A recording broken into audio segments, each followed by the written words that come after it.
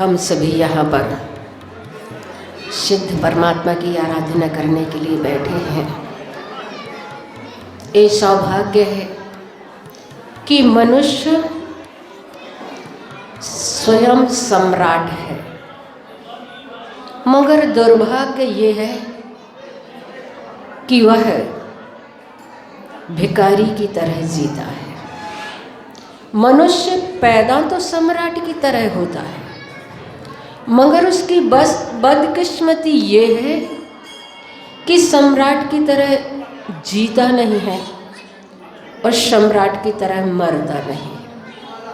भगवान महावीर कहते हैं, सम्राट की तरह पैदा होना गौरव की बात नहीं है।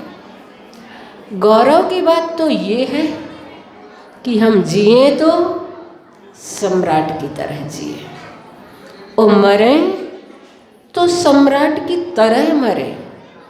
ये जीवन की सबसे बड़ी उपलब्धि है।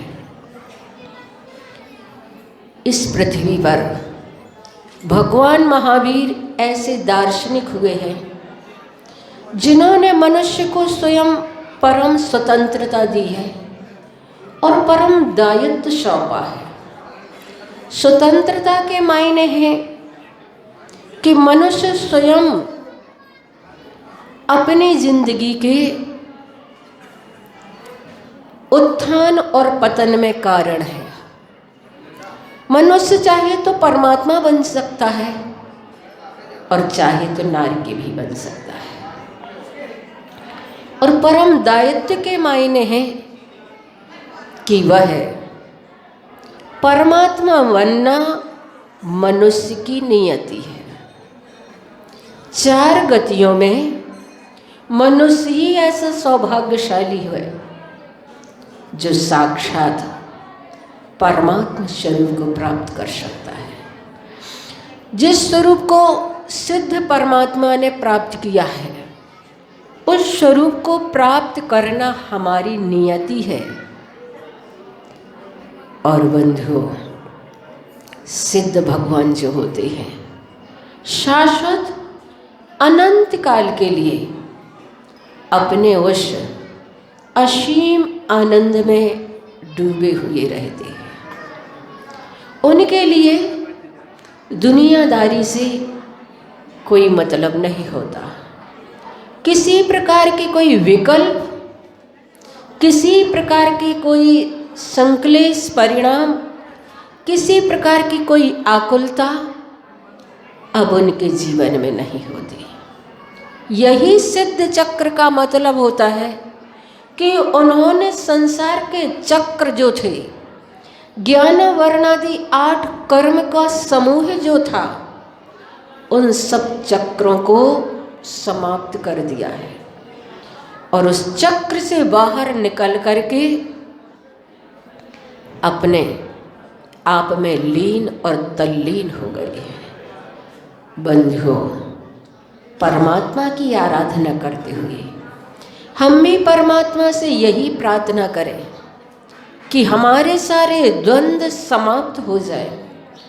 हमारी ये जिंदगी जो भटकन की जिंदगी है, ये जिंदगी हमारी भी उस परमात्मा स्वरूप आत्म तत्व की ओर बढ़े जहाँ फिर कोई भटकना नहीं होता है। हमें भी ऐसी मंजिल मिले जिस मंजिल के बाद कोई दूसरी मंजिल नहीं होती। हमें ऐसे वह पैर मिले जहाँ चलने के बाद फिर कहीं पहुँचना नहीं होता है। हमें ऐसे कान प्राप्त हों जिन परमात्मा के शाश्वत स्वर को सुनने के बाद कुछ और दुनिया का सुनाई ना दे। तो आप सभी सौभाग्यशाली हैं। ऐसी महावाणी के क्षणों में भी आप यहाँ पर परमात्मा की आराधना में भक्ति करने का अपना मन बना करके बैठे हैं। बहुत सौभाग्यशाली हैं ये मान करके चलिए। कितने सारे लोग पीड़ित और परेशान हैं, लेकिन उन सारी परेशानियों को दूर करने के लिए अतिशयकारी ये परमात्मा की भक्ति ही हुआ करती है। भगवान की भक्ति से ही कर्मों को काटा जाता है। और इसका प्रत्यक्ष उदाहरण आप लोगों ने मैना सुंदरी जो प्रथमानी योग में हम पढ़ते हैं कि उसने अपनी जिंदगी के पापों को कैसे काटा था, उसने अपने कर्मों को कैसे काटा था। हमारी जिंदगी में भी ऐसे अभी जो पाप कर्म चल रहे हैं जिसके माध्यम से हम निश्चिंत होकर के कुछ कर भी नहीं पा रहे हैं, हे परमात्मा ये सारी परेशानियां सभी की गायब हो और हम परमात्मा की आराधना निर्विकल्प निश्चिंत होकर कर सकें कि वास्तव में जितनी विशुद्धि आप इस विधान में रखेंगे उतना ही ज़्यादा आपके लिए उससे लाभ मिलेगा। मन की भी शुद्धि, वचन की भी शुद्धि और शारीरिक भी शुद्धि। शारीरिक शुद्धि का भी आप ध्यान रखें। शुद्ध वस्त्र, वचनों से शुद्ध, अच्छे ऐसे वचनों का प्रयोग करें जिसके माध्यम से किसी को पीड़ा ना हो जाए। अभी पंडित जी ने कहा था ना कि हम यहाँ पर किस लिए आए हैं, यही तो सीखने के लिए आए हैं। ये प्रयोगशाला है, यहाँ पर सीखें, आपस में एक दूसरे से कितने मधुर और मीठे व्यवहार हम करें ताकि हम सभी का सौजन्य सुंदरतापूर्ण यहाँ का वातावरण बना रहे और मन की पवित्रता पूरी रखें। इसके लिए हम 9 बार कुंडलपुर के बड़े बाबा का जाप करेंगे और हो सकता है आपको इसी स्थान पर पिच्छी का परिवर्तन देखने के लिए मिले। हाँ, बहुत पुण्य की ज़रूरत होती है कि ऐसे क्षण मिलें। अभी मुझे समाचार मिला है बड़ी माता जी, दृढ़मती माता जी जबलपुर में है, जिनका कितना बड़ा संघ है और वहाँ पर ऐसी ये महामारी फैल रही है कि शायद माता जी का चुपचाप मड़िया जी में उस परिसर में सिर्फ उतने ही श्रावकों के बीच में होगा, लोगों को वहाँ पर एंट्री नहीं मिल पाएगी। ऐसे अब महामारी का प्रकोप बढ़ता चला जा रहा है। इसलिए मैं आप लोगों से कहना चाहती हूँ, आराधना के साथ साथ थोड़ा सा जो हम लोगों के लिए सोशल डिस्टेंस और जो जो सावधानियाँ बताई गई हैं उसका भी आप सभी ध्यान रखें।